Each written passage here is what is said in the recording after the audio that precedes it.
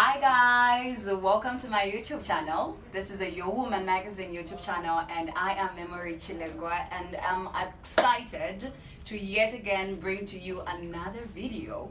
So in this video we have somebody I've known for the longest time. I went to kindergarten with this person, we had primary, secondary school together, and it's just amazing to see the type of woman she's become. And without further ado, let me introduce to you the one and only Edah Zulu.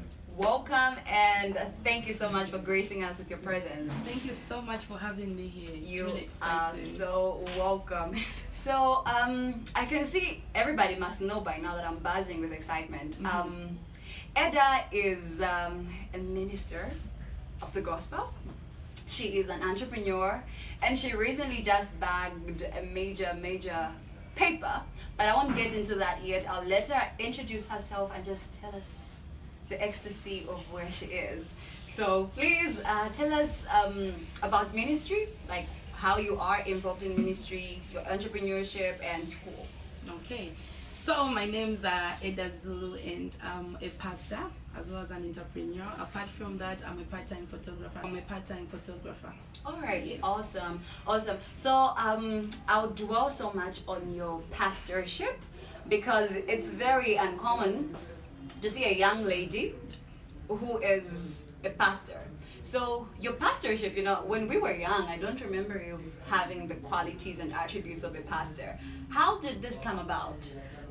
It's something that I never planned for, Okay. So, as I think you remember back in the day, I always wanted to do nursing. Apart from that, I wanted to become a TV presenter. But it happened that, it's something that came so unexpected. When you have the call of God upon your life, you don't plan for it. It's just there. It has always been in existence, except I just didn't know God by that time. So the time that I started creating a relationship with God, that's how I discovered more of who Edah was. Apart from the visions or the plans that I had. So I had to look at the vision and the plan that God had for me. Okay. So when you say God called you, I usually have this question at the back of my mind when you say people are like you are called, and everything. So I'm always thinking like, does God go like memory and everything? Like, how does God actually make that call?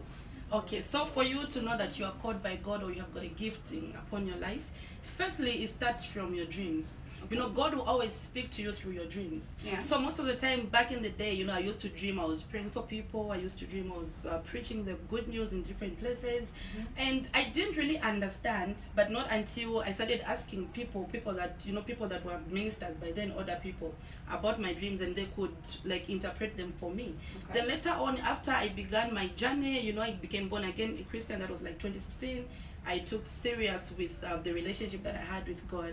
That's when I really found out to say, okay, I was called in this field, and I could also get some confirmation through prophecies from different ministers of the gospel. Awesome, Yeah. awesome. So besides being a pastor, you are an entrepreneur. Yes. Can you please tell us what you do in your realm of business? Okay, so I sell clothes. Okay. Yeah, I sell clothes, different men and women's clothes, shoes, and everything. That's the field that I'm in. I'm so passionate about fashion. Awesome. So I'm in it, yeah. So I think now that creates like a contrast, or not really a contrast, it just creates an interesting relationship. Here's ministry Yeah. and here's fashion. I think the two have been in conflict for a long time because when somebody wants to be fashionable, it's like, you don't do that. And now that you're a minister, it will be awesome to see how you integrate both into each other. And just recently you graduated. I saw your photos of the graduation. Can you please tell us about that? Yeah, I did graduate. I was doing theology. Oh my goodness. Yeah, I was doing theology Congratulations. under Bangalore University. So I had my graduation last February. Okay, awesome. So we are here with graduate you people. So I am not going to do so much on the graduation and whatnot. Could you please tell us who inspires you? Because I think it's it's not easy to just wake up and be a pastor and become somebody interested in photography and also in business. Yeah. Like, who is your role model that has incorporated everything you're interested in and has shown you that this can actually work if put together? Okay, so I would say my first role model was my mom. Right. You know, my mom was one person. She was a business lady. She used to work very hard. She was also a very committed member at church. Yes. So, like, looking at her lifestyle, it really made me to be a woman that I am today. Awesome. Then apart from that, I also get another role model that I have. She's from South Africa. Her name is Prophetess Namdian. She's one woman that I learned so much from her. She's also an entrepreneur and also a woman of God. So like there are a lot of things that we have in common that I learned from her, and I'm building my life because of her lifestyle. It's really so encouraging. Awesome. Yeah. And can you tell us some common habits a minister should have? Hobbies, routines? All right, so a minister, the common habits that you find in ministers, you know, people think ministers are just so spiritual, they don't do other things. Yes. But apart from the spiritual part, there are a lot of things that we do. You know, we get involved. We've got hobbies, we've got talents. There are a lot of things that we can do. So most of the time, it's not really just about preaching. It's not just about being on the pulpit, but we do a lot of things. Yeah. It depends with the talents that you have. So you can just build yourself in other fields as well. All right. So like in your case, what are some of your hobbies? Okay, so me, I love to read. You love to read? I love to read because I'm exploring places. Awesome. Because I do write a lot. Not just, I want to write books, yeah. I'm working on it, but I also write poems. Okay. So as a result, if I become a reader, then it will be easy for me to be a good writer. Okay, so can you tell us what's on your read at the moment? What book are you reading? At the moment, I'm reading a book called Don't Give Up, Your Faith Will See You Through. Awesome. Yes. And it's by? It's by Dr. Charles Stanley. It's a very nice book. It talks about faith. I look forward to reading that book.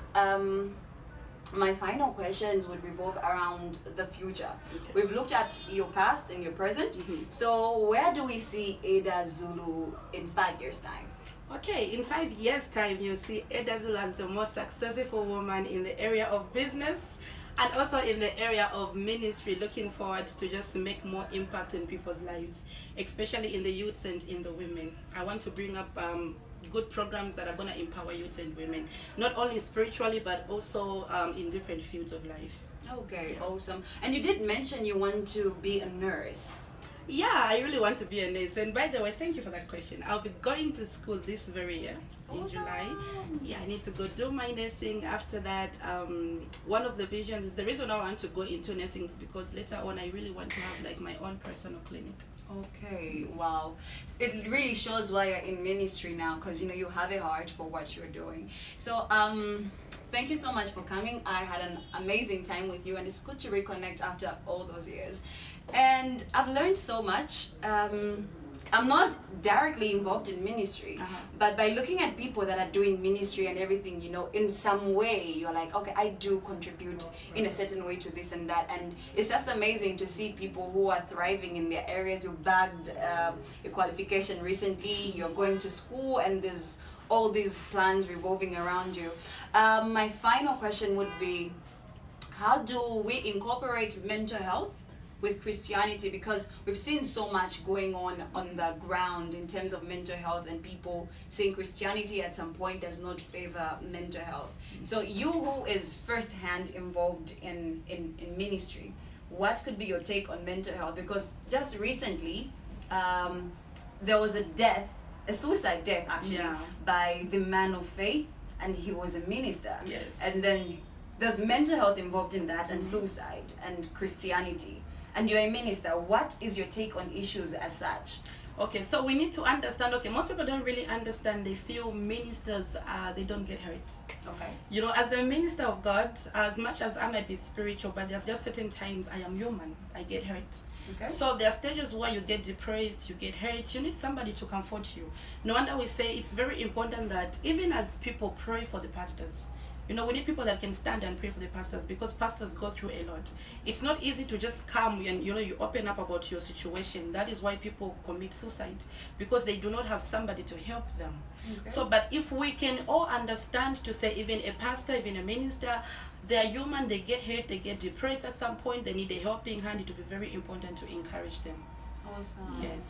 All right, you've really spread a lot of light on that area, and I just hope everybody watching this will remember that our pastors, our ministers are human too, and they too go through things, and we just have to be kind, be nice to everybody, and remember people in our prayers, and just spread the love, because ultimately Christianity is based on the principle of love. We have to spread love, and in that way we'll help as many people as we can. So before we cut the video, I've been asked many times to say what's the criteria of being featured on this magazine, and I have an answer. So there's no criteria actually, there's only just one qualification. You just need to be female.